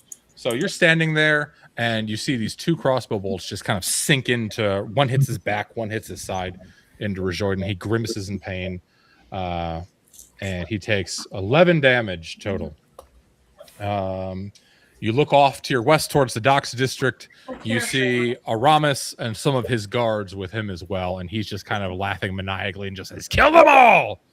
All right, so now it will be the thieves and the Temple of Helios. So we are going to go ahead and have Rajoyden. He just turns and runs, and Mieleka goes with him. So there's 4 more thieves. They look kind of confused. They were given no orders, and they're just going to kind of rush forward towards Aramis and his guard. 1 hit, 2 hits. They pull out short swords, and they're laying waste. They're going for Aramis directly, who, funnily enough, also takes 11 damage. All right, it is the Temple of Helios. Their turn. They are rushing forward, and the large man sees Ragan and starts walking towards him. What is your AC, sir? Well, if I was able to pay for the armor, it would be much better. It's AC 5 right now. How close am I to Ragan? We're right there, right? Yeah, you're right there, but he's like, he sees Ragan, and he's walking towards Ragan with murder in his heart. And all right, so he is going to. He has these huge fists. They've got these like cestises on them that are kind of wrapping around his fists, and you catch like a crinkle of electrical energy. Shit. Your AC is 5, you said, correct? Yeah. Oh my God! What is that, 1? That's a 1. He dropped his brass knuckles. He like slipped on my apple core. Yeah. He stumbles on the apple core that had bounced off of Miss Cleo's forehead and kind of stumbles forward. He was coming to kill you. He's going to lose 1 of his 3 attacks for that. So he's got 1 more. Oh, no. Oh, God damn it. He missed on that one, too. 6. You are a lucky motherfucker. Meanwhile, You don't have to sound so disappointed, Dan. I know. Well, look. I would like to point out I dropped the die and rolled a 20. So God is laughing at me. But okay. And the remaining. I might need a refill for this fight. Go get your refill. Valkus and I got you covered. All right, I'll be right back. Perois began casting, and he unleashes a spell. And I need. Let's see. What's the range on this? He is going to. He utters an incantation to Helios, minding his own business. And we need. Let's see. Bosamund, Vulcus, and I've picked on Ragan enough. Nilia. No, you're not there. Vance. Percy. Percy. All of you, please make a sorcery saving throw. Okay. Like a bonus. Oh, I failed badly. You failed badly. I passed well. 16. Okay. Vulcus? I just missed. You just missed. Okay. You are Percy and Vulcus. You are just drowned in silence. You can't hear anything. That's fine. There is no sound around. There is no sound near. The saving throws were to see, like, it can't hit all 3 of you with the 15-foot radius, but the 2 of you are drowned in silence, so no one can hear your screams, which is important. It is your guys' turn. I will. Bosamund. Okay, go ahead, Bozeman. Sorry. I rolled a 19 before modifiers. Okay. For Pyroas with my 18 strength and my +1 magic sword. So you're charging Pyroas and just cutting him down? I'm stepping to Ragan's defense and leaping at Pyroas, the big bastard. Okay. It's Pyroas as well as several of his acolytes with you. That's fine. You rolled a 19. That's definitely a hit. Go ahead and roll your damage. Yeah, I'm a D8, right? Oh. 1. All right. Well, what about your strength modifier? Strength modifier would be another 2. Okay, so he takes 3 damage. Thank you. 3 damage. Sorry. Thank you. All right. What about Vulcus? Do I see Jakan anywhere? You see him running off towards the astrologer's tower. I immediately start chasing after him. Okay. He's basically double moving and running away. You're doing the same. He's about 30 feet in front of you. And you're collectively about 40 feet away from the astrologer's tower. Okay.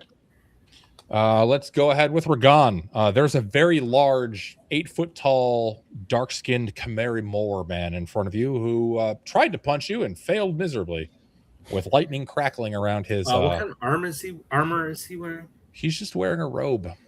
Okay, so this is not going to matter much. Okay, I will cast Shocking Grasp. Okay. And I guess I still have to make an attack roll because of that, right? Yep. Yeah, it's a touch attack. Okay. All right. That is a 14, so that means I hit AC 5. That is a hit. All right, awesome. So he takes 6 points of damage now that I'm level 3. Okay. And so that's with my one hand, and my offhand weapon, I'm making a secondary attack with my axe. So that'll be at a -2 because this is just a fist, so it's WC1. Gotcha. I'll allow it. You did. How much damage did you do with the shocking grasp? Sorry. 6. Okay. So that is 10. I hit AC 9. That is a definite miss.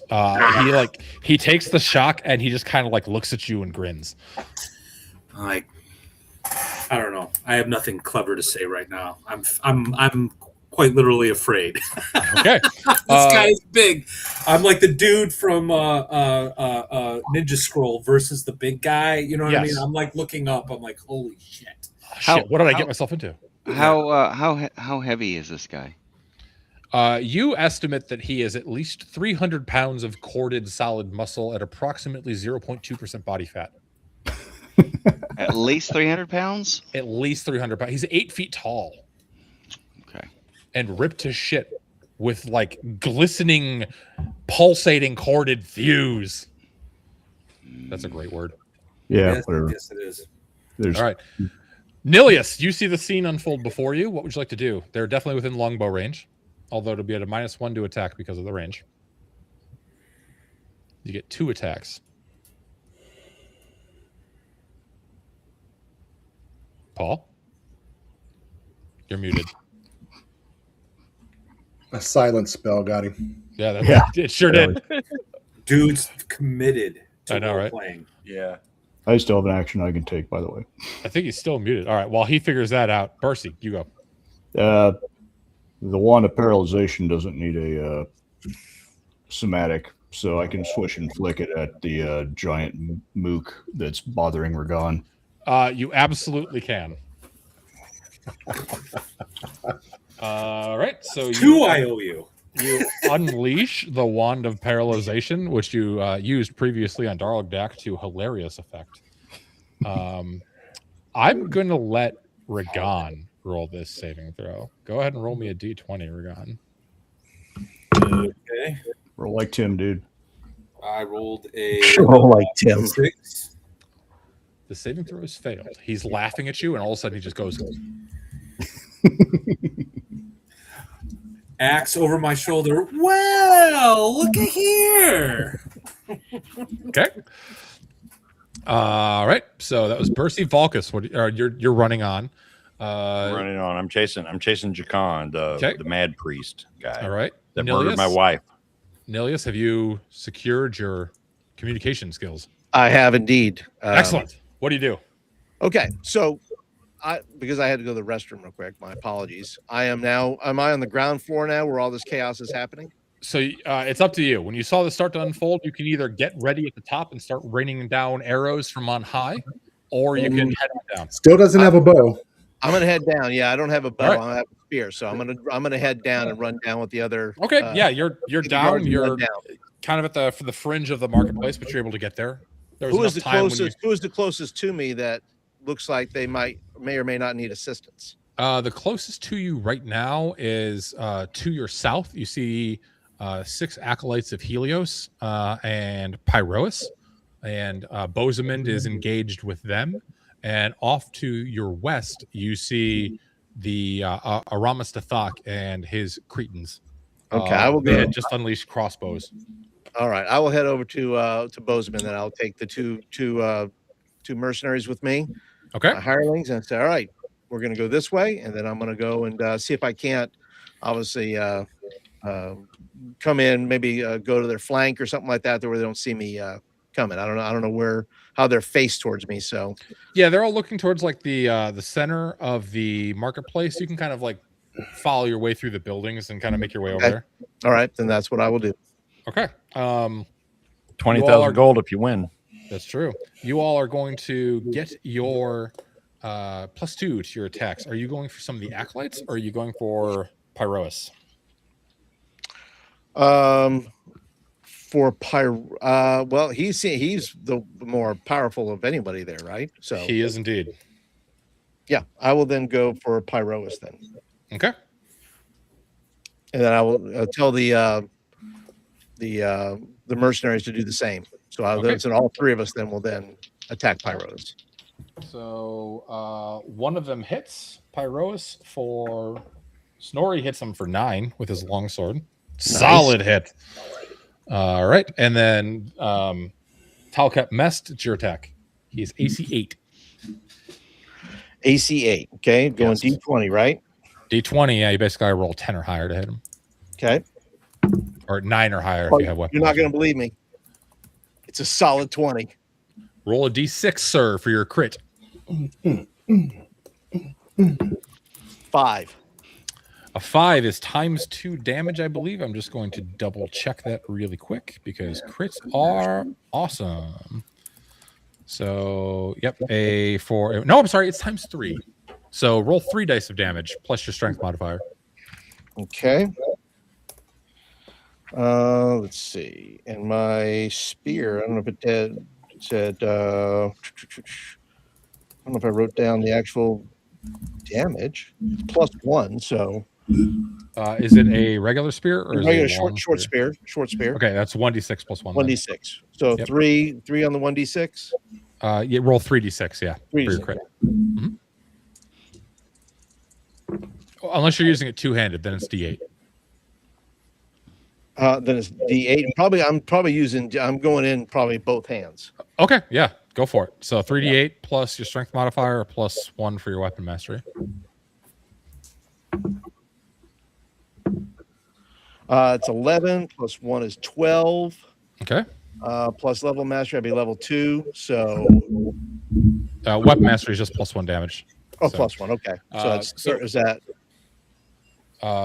So 12, 13? 12, yeah, 13 13 total damage. 12 + 1. Okay. So Bosamund, you've just like hacked at Pyrois. He's kind of like and then you see this like other longsword blow kind of hamstring him a bit, and then he just gets the spear just kind of erupts from his chest. There's like a big piece of lung on it. He's still breathing. He's still alive, but he ain't looking good. Darladak, what are you doing? Well, is this gentleman within range? This isn't lawful. No. He's taking bets. He has his own party. Pyrois? Well, I'm messing with you, Jeff. Oh. Which of these fellows are within 60 feet of me? Pyrois and the acolytes are closest to you. They're more than 60 feet away. It's about 120 feet down. Yeah. Okay. Then I'm going to obviously have to head down the stairs or down the tower. As you're heading down the tower, you kind of get towards the courtyard area that's right at the face of the Bizarre, you did a double move to get down there. As you're going out the door, this crazed man is like rambling to himself. He goes shoving past you, and then you just hear, and you see Vulcus charging past him.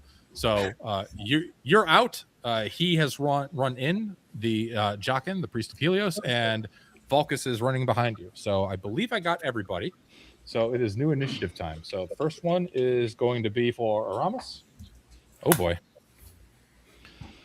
So that's a 1, 2. This one's for the Grotto of Rel. We got a 2.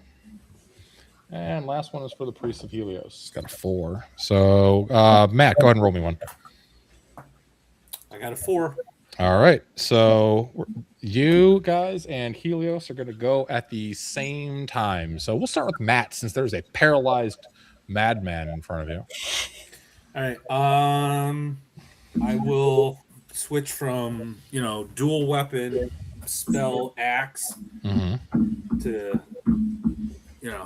two-hander. Okay. And I will go for a final strike on this guy to lop his head off.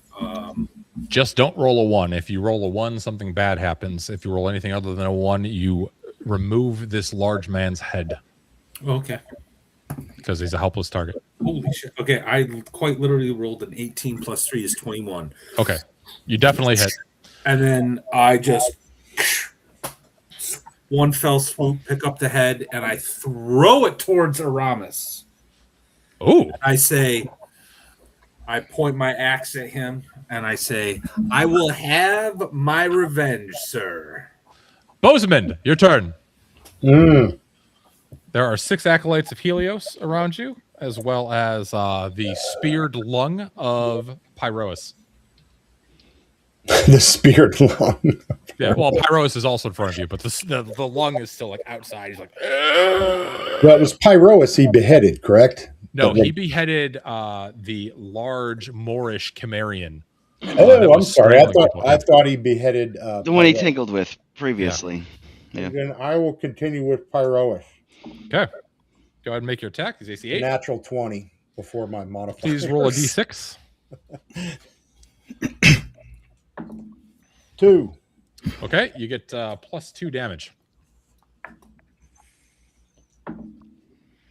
8 plus my strength damage is 2 more. 10. Okay. Oh, wait. I rolled the wrong damn die. I keep rolling a D8 and it's a D10. 10. Okay. No, sorry, that's a 19. Wait. My eyes, I don't have my cheaters on. It is a 10. So that's 14. Plus 2 plus 2. Yeah, plus 2 plus 2. If this gentleman had 39 Skittles in the bag, there's 1 Skittle left. Nilius, go ahead. I will go ahead and let's see.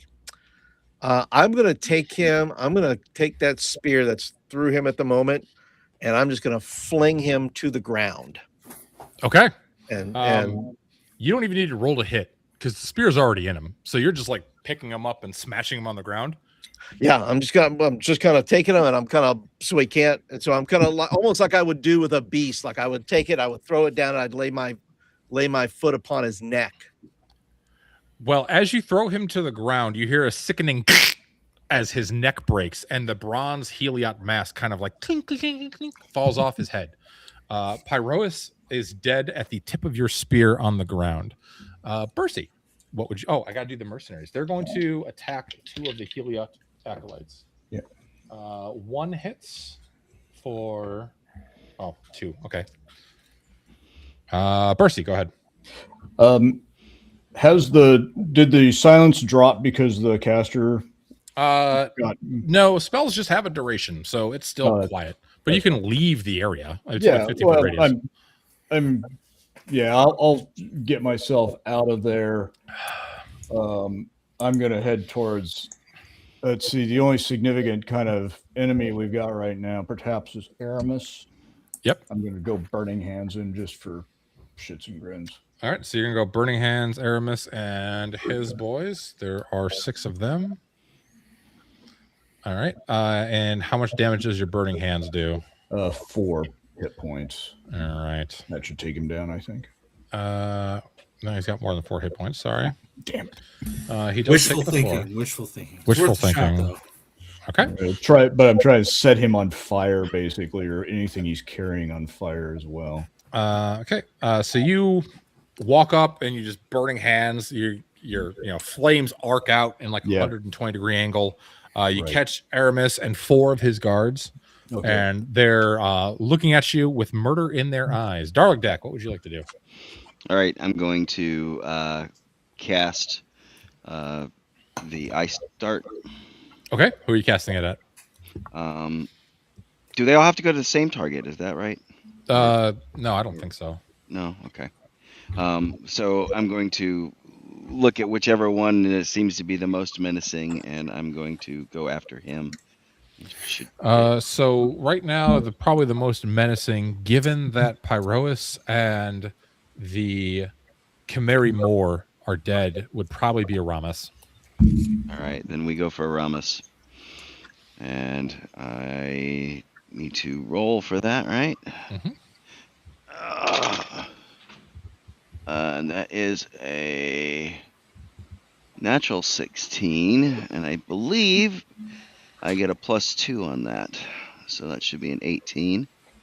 Okay, that hits. I need to do it for each one, right? Hang on, let me check Magic Ice Dart really quick. Yeah, I'm pretty sure I do. Magic Ice Dart. Yep, each requires a separate attack roll, correct. And the second one is going to be a 15. Okay, that hits. And then the last one is just going to be an 8. That misses. So roll 2d6 plus 2 damage. All right.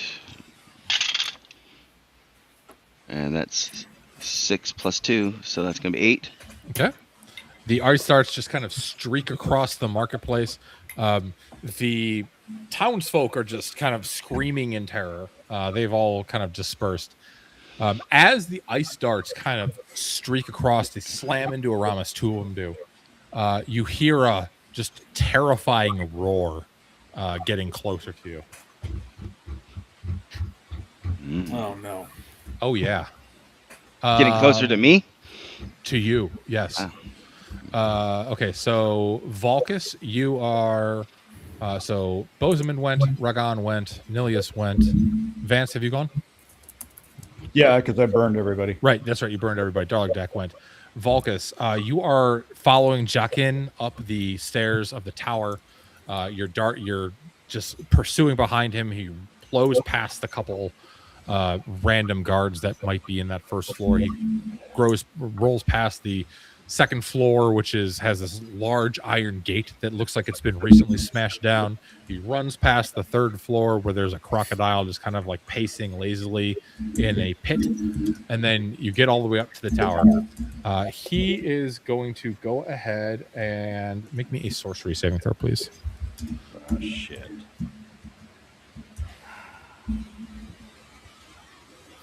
Fucking 1. God damn. Fucking 1. Oh, no. No revenge for you today. There's this blinding flash of light in your eyes, and he utters a cackled prayer to Helios, and you are blind. What do you do? Ooh. Okay, in my last moments, I remember his position, right? Absolutely. We're at the top of the tower. You are at the top of the tower, and he is still muttering madly to himself. You've got a pretty good idea where he is. He thinks he's won. I just shout, "You murdered my wife, you son of a bitch!" And I fucking quarterback tackle. Okay. With my sword drawn. Okay. Shoulder into fucking chest, and I hurl us both off the fucking tower. Oh, shit. Okay. Please roll me 12d6. 12d6? Each story is about 20 feet high. It's 6 stories. Wow, Darling Deck, please remember this. Just throwing that out there. That's 39. I have 27 hit points. You guys down in the marketplace look over as you hear this raving madman suddenly going, like, cackling wildly to himself. as you see Jaqen, the priest of Helios, in his orange and red robe, get tackled off the edge of this tower, and you watch as Valkus, your friend, and this priest of Helios go careening towards the ground, and they hit with this sickening thud, and you look over and you just see gore and broken bodies everywhere as they both take 39 damage. Does that take you down to -10? Takes me down to -11. Jaqen gives a just brief muttering with his final moments. Valkus, you get the sick taste of revenge in your mouth as everything goes dark. Mission accomplished, sir. Sweet. Thank you. Damn. And on that note, I'm going to go ahead and roll morale for Aramis. You better not. Don't you run. Don't you He- run, you little bastards. Strangely enough, still there. Yeah. Okay, Aramis and all of his thugs are still there, fighting to the last. He has 4 guards left, and there are still 6 acolytes of Helios and Aramis. Aramis's guards are going to try to attack Bercy for lighting them on fire. 1 hits for 2 damage. Aramis himself is also going to look at Bercy and make 2 attacks. Bastard. Oh my god, I rolled like ass. Bercy, what's your AC? 9. Oh, 1 actually hits. Praise the sun. And he is going to bring a longsword down to bear for 6 damage plus 11 total damage. And please make me a poison save. Okay. I'm -1 without the poison. Okay. And not roll it onto the floor. The floor is bad. The floor is lava. 18 for my poison. Okay. You shake off like this feeling, this sensation of lethargy that was starting to grip you. Okay. Right. I'm napping at -1. And then the 4... Oh, you're napping at -1? Okay. And then the 4 guards of Helios are going to turn towards the man who speared the lung out of their leader, actually, and broke his neck. What's your AC, sir? Sorry, not sorry. What's your AC? Sorry, not sorry. That's his AC. That's my AC. No, my AC All 4 is. miss. It doesn't matter. Okay, all 4 miss. They're awful. All right, a new round is upon us. Now, there is going to be a mysterious extra. All of Rejoiden's thieves, by the way, have broken ranks and headed back towards the Grotto of Rel. However, you hear another roaring. Darling, the tiger has rolled a 3. I'm rolling initiative. Is that well, so yeah, Darling, since you're closest to the tiger who wants your meaty flesh, go ahead and roll me initiative for your group. a 5? Aramis also gets a 5, and Helios gets a 2. All right, and Tiger gets a 3. So I'll let you guys go first. Let's go ahead and start with Darling. You turn after hearing this roar, and there is this 12-foot-long snarling beast covered in gore. Impaled on one of his tusks is the head of a guardsman, and he's got this just wicked, almost grin as he looks down at you, looking at his next meal. I cast levitate. Okay, you cast levitate. Very Jetsons like. I like that. All right, you cast levitate. I believe that's 20 feet per round, if memory serves. We can move it at a rate of 10. So. 10 feet per round. Oh, that's unfortunate for you. He's 12 feet tall. He's 12 feet tall. Into a large cat. He's 12 feet long. And he's a fucking saber-toothed tiger. He can pounce. I'm excited for this. Let's go.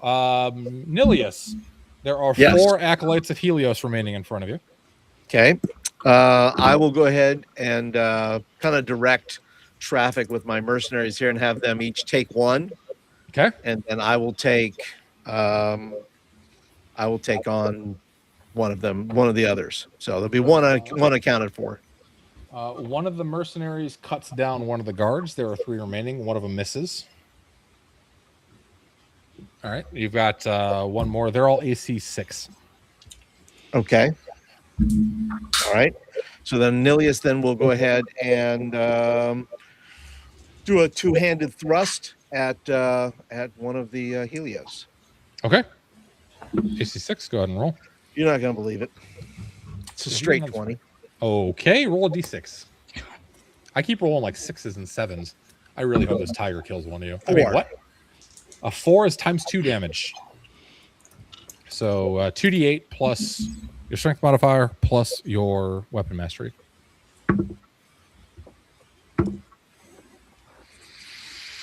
Let's see. It'd be. I believe that's 12. Okay, you spear one of the acolytes through the throat. Bozeman, this acolyte that was kind of facing you, just has a spear erupt from his throat and then withdrawn back. He crumples to the ground in a heap. It is your turn. What would you like to do? Is Aramis still in sight? Aramis is still in sight. Yes, he's off to the west. About. I turn to the apple cart and with my 18th strength, lift the apple cart and start running and pushing it as fast as I can to run down Aramis with the apple cart. And all of his guards? Anything that's in the way. It's a freaking street tank. I love it. Go ahead and make me an extraordinary feat of strength. You're going to do some push-ups? You're not going to see that with my camera or something. What do you well, think? I mean, we'd all love to see that. Okay. Yeah, it's a that'll work too. D percentile. Okay. Low. I had a really great plan here, but it turned into a 1. So you rolled a 1? I rolled a 1, so I guess that's really, really, really good. You want to roll low.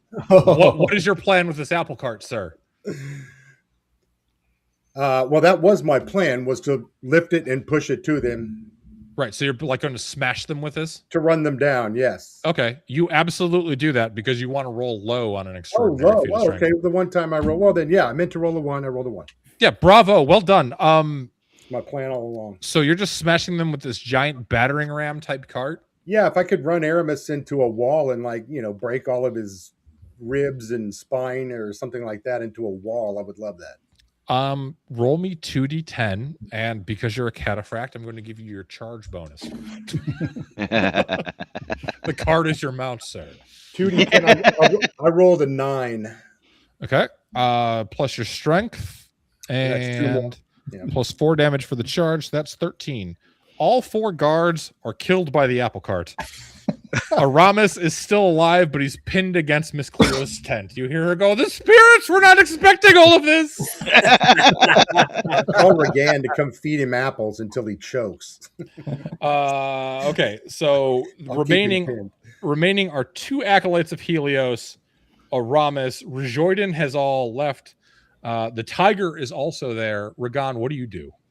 Well, now that the big guy has been decapitated, I'm going to break ranks with the Helios dudes, especially considering Nihilus seems to be dealing with them, and I'm going to charge Aramis, following Bozeman's lead.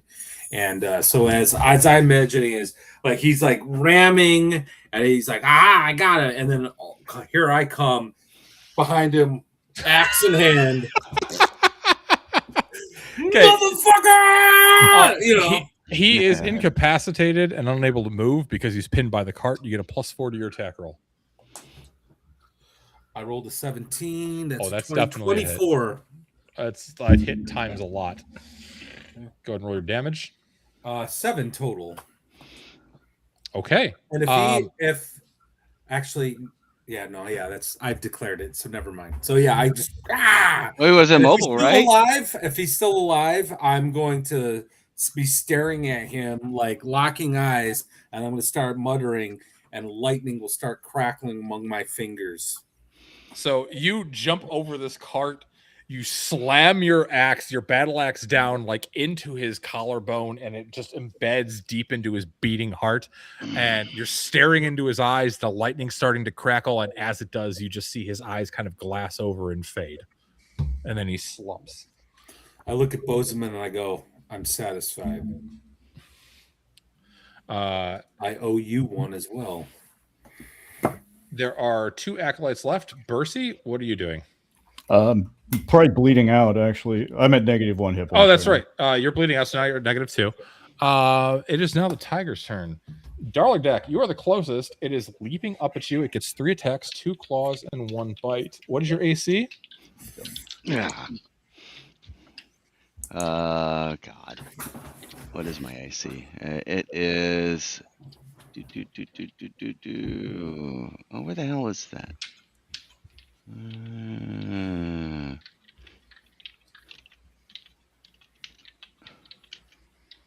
Come on.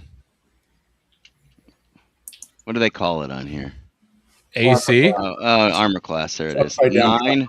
It's a 9. Oh, okay. I regret to inform you, he has to roll a 3 to hit. Good luck. 2 claws. Both hit. The claws hit you for 1d6 plus 1 each.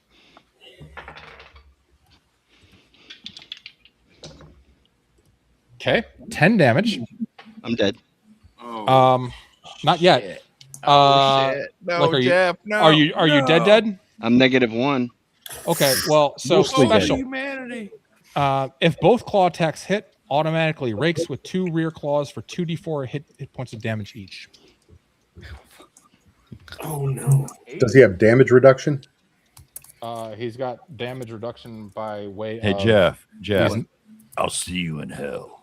Jeff, you are at -14. Darligdak has the light fade from his eyes as this giant saber-toothed tiger, while you're levitating up, launches itself at you, rakes you with all 4 claws, and your lifeblood just falls and spills out of your body along with your entrails. Too bad nobody bet on that. No. Oh snap! Oh, Too soon? No. Damn! All right, it's That you was guys cold. versus the tiger. Love it. Paul, go ahead and roll me a d6. Okay. I got 2. Sorry, Jeff. Couldn't see I got a you. 3. Okay, you guys go first. The tiger is AC 6. I am gonna miss. All right. Major All right. to hate. I am since too. Yes. I'm still trying to get a read on this tiger because I know it's not like it's something weird about the tiger. What would I figure out that possibly this is a transformed? This is not a tiger, but it's something beyond that. It's possessed of an otherworldly intelligence. It's definitely a saber-toothed tiger. It's not like a polymorphed anything or a shape-shifted everything. Okay. It is blessed with some sort of intelligence beyond what you would normally expect in a Okay. beast. I'm going to my first action, because I've had an encounter with him before. If he sees me, I'm basically going to try to give him an out where he can run away. Okay. Like, rather than slay him, I will say, "Look, buddy, I will fix myself in a position. I'll be down on one knee with my spear facing towards it. I'll kind of use my mojo on him a little bit and go and give him that eyeball. Like, hey, I'll talk to him and say, you can leave, or Okay. you can die. This is your chance." Go ahead and roll me a d12. You want to roll low. It's a 4 and 12. 10. You look at it, and this tiger just kind of like looks at you, and once again just kind of grins. You can see the bloodlust in its eyes. The 2 mercenaries are going to go ahead and unleash crossbow bolts at it. Both miss. Wait, 1 does in fact hit for 4 damage. And okay. And let's go ahead with Ragan. You have slain Aramis, and you hear the roaring tiger. You look over your shoulder. You see it just mauling the corpse of Darligdak. What do you do? I say, I do the meme. Oh no. Anyway. But this thing is obviously going to be a problem for us. Does it look wounded at all? Like arrows in its back? It does have a crossbow quarrel sticking out of one of its shoulders. It looks unfazed. looks unfazed, but it just totally tore, and it's gonna be causing a problem. We got to take care of this thing. TPK. Would he If you guys take TPK a- to the tiger, I'm gonna laugh Dan, my ass off. because I don't understand. Would the tiger, because the tiger's not on a team of any kind, it's not a whatever. There'd be no morale check necessarily for the tiger to say, look, it's me versus 20 guys here. It does in fact have a morale, and when it comes to its turn, I will roll it. It has morale of 8. I will shout, "Oh no, Darladeck, I will save you," and I will run forward. Where are you running? I will run forward to attack the creature. The thing is running rampant in the goddamn city. Yeah. I saw it like an hour ago with my friend Vulcus, who is a freaking pile of meat just 10 feet from me. So this thing needs to be taken out. And frankly, the way I'm thinking, if I'm part of the guy, if I'm one of the guys to help take it out, this will just help my status in the city. God, And you're gonna get Lord so much experience if you I live. need this, so I'm still at full hit points because it is what it is. So I will do exactly what I did before. I will cast Shocking Grasp on it and make an attack roll. AC 6. I rolled 13. What'd you roll? That hits AC 6. 13. Okay. That's a hit. So that is 1d8 plus 3. All right. 9 damage, and then I will make a secondary attack with my axe at a -2 to the roll. Okay. That is 16 minus 1. Or no, plus 1 because it's normally would be a plus 3. So it's a 17. I hit AC 2. So it takes another 1d8 plus. Hold on a second. Another 8 damage. Okay. I am Rapola! I hope I get to eat you. Bozeman, what are you doing? I only have one thing to do, and that's attack with my magic longsword. Okay. I rolled extremely low. Is it good to roll low again this time? No, sir. I didn't think so. Big number equal good. I did not hit. I missed. Okay. Bozeman charges forward and tries to lay waste to this beast with his sword and misses terribly and just takes a huge hunk out of Miss Cleo's tent. You see her inside going, no! Bercy, what are you doing? Bleeding. -3. Understood. Okay. The tiger, looking with murder in its eyes. Well, no. First, we'll do a morale check. Yeah, let's check morale. Yeah, we want a quantity murder. Point. Push Where the hell is Darrell? It has a morale of 8. So if it's higher than 8, sorry, Ragon. It's decided to take a shot at the title. It has indeed. What's your AC, sir? 5. Okay. It would have been higher, but for some shit. It needs to roll a 7 to hit you. What? That's 2 hits. Those are the 2 claws. No. They do 1d6 plus 1. Oh no! For a total of 7 damage, Okay. and then the raking for 5. 7 more, so you take a total of 19 damage. Holy shit! I'm down to 1. Yeah. Now it's time for the bite attack. Once again, needs to roll a 7. It gets 3 attacks around. It rolled an 8. You take 2d8 damage. You got them all, Matt. He's trying to take us all one after another. I'm dead. You take 10 damage. You are at -9. So I'm still alive. Slightly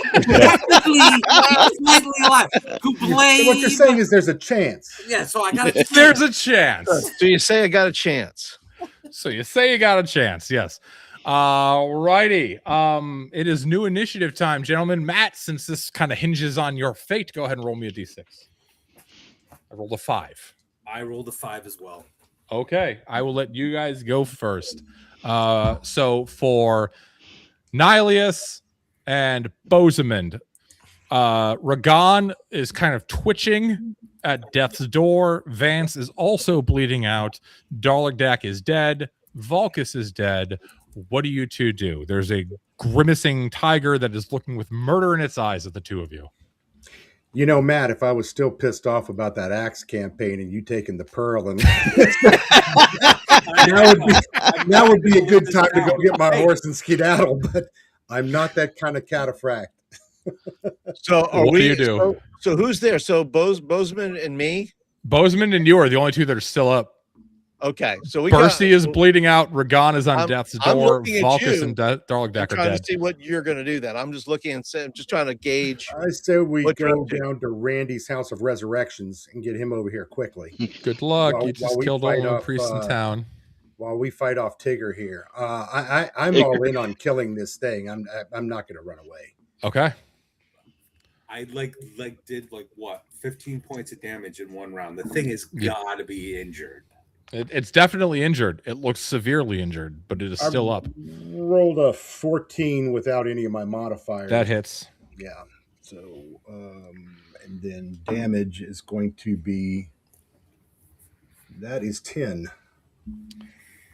Plus Wow. 2 for strength. I'm not Plus sure. weapon mastery. Long sword. Or no, lance, I think, for me. Okay. Please describe how you end this tiger. Yeah. With a stabbing thrust towards its chest. Not in the head here, between the shoulders, in its chest.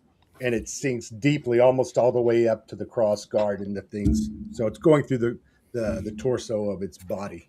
Okay. Nilius, I assume you go to bandage Ragan? I was the guy who hired you. Right. That's true. You did. And I am going to do that. But before I do that, I'm just going to walk past. No, there's no before. Well, listen, look, he's right there. itself. The tiger is dying. So Tiger's I'm dead. I was gonna. I was gonna get one last thing before it's light went out. As the light starts to fade from this tiger's eyes, what do you do? I just smile at him. You get this like slight Like kind a of scoff. Tried to tell you, Tony. All right, save Ragan. He's you know, going I to tried run to the tell you, Dervish buddy. right. Do you All right. bandage Ragan?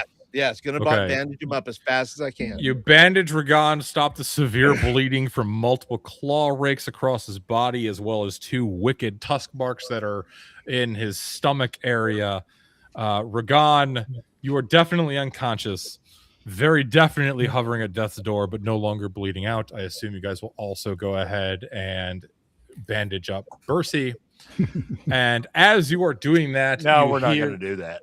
Screw that guy. You hear the booted feet of several guards and the clarion call of the satrap cry out over the marketplace, "Seize them all! Murder! Murder is the charge!" And that's where we'll end it for today. Oh, happy day. Oh, god dang it. You know, Vulcus had a great plan, but he's dead. So now we're fucked with the aftermath. Great out, dude. Thank you. There's a lot of litigation in this campaign. Yeah. Well, Oh. look who's the one is litigating right here. Yeah. Of course he is. Well, Darladek, all due respect, bro. I'm gonna miss your Darladek. litigation last session was terrible. I'll take it over from here. Hey, But, hey, Matt. Hey, holy Matt. fuck, Matt. Great Matt. session, guys. That was a blast. Matt. You're welcome. Yeah, thank you. Yeah, well done, Vulcus. Yeah, no, that was great, dude. It was like the Battle of the 5 Armies. Like seriously, like all these fucking. And I'm sitting there. I'm like sitting there, like I'm imagining in my mind's eye. I'm sitting there eating an apple, and I see the various factions come up, and I just look at fucking Vulcus to the side eye, toss the core. I'm like, draw my axe. All right, giddy up. Let's do this. Let's go. Yeah. So- I just was like, okay, let's really interject some fucking adventure into shit. Yeah. Well, very well love done. Great session, Dan. I appreciate Nice. all of you very much. I mean, I'm glad my character went out, you know, and completed his objective. Thank you, Dan. Thank you, Matt. Thank you, Mike. Thank you for playing, Jeff. Kyle. It Thank was a you, blast. Flynn. Thank You're you, welcome, Vance. man. All Good of you. time. Good All of session. you guys are awesome. I hope to meet up with you again sometime in the near future. Yes, sir. For sure. Gonna miss playing with you, brother. It was Me fun. too. Yeah, So, me All right. too. So are we out there, Dan? And we'll talk offline and we figure out are XP. out. And, Yes, I will calculate XP because there is just a whole host of dead shit. You want to hear something really bizarre? I did Yes, me I included. did not take one hit No, point of damage through all of Yeah, that. did we get XP for Darla deck? I'll say I one shouldn't more even say that thing. out loud. Dan is the best fucking DM that I have gamed with in years. Very thank good. you. Very, very No, this good. has Yes. been a really good game, dude. Seriously, Excellent. I'm glad you guys are having fun. Yeah. I wish that damn spell let me move faster. The hell? I know I could go up to 30 feet, but I'm gonna shit. class level take. You had a great idea. It's just the daggum thing was too big and it could have leapt up and grabbed you. Yeah. You became like a Needed- play toy, is what you were. Yeah. You were a I was floating play a toy. pinata. Yeah. It's like you dangle over cats. That's what you Yeah. were. Yeah. Yeah. The It saber-toothed was the tiger little. Would was a that 8 hold on a hit second? I dice just wanna- monster. would his body have been dangling? Yes, his body is dangling and bleeding all over the street. All right, all right. His entrails are hanging down from this floating corpse. It's very I lamentations. love it. I love it. Okay, I know. love it. Fantastic. Wine Sorry, and Dolly cheese Deck. from his guts everywhere. So, all right, 4 of the 6 adventurers remain. Well, thank you all. It was a blast. I look forward to next week. While you guys go on trial for public murder. Good luck.